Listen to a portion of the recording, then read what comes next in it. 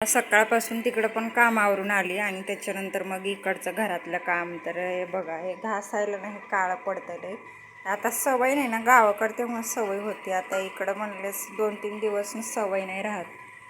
मग आता तसं पण आपल्याला केलंय चुलीवर करता येतं, मग करायला काय, कारण पैसे पण नाही आहे त्याच्यामुळं मग 2 दिवस म्हटलं करायचं चुलीवरच.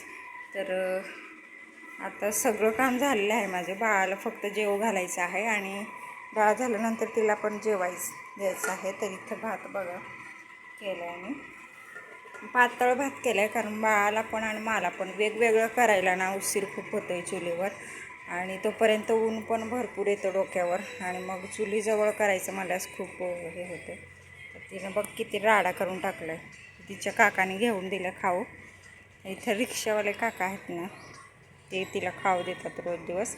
आणि कोणी पण तिला खाऊ घेऊन येतं आणि कोणी पण दुकानात घेऊन जाते सारखं. आणि तिला काही खाऊ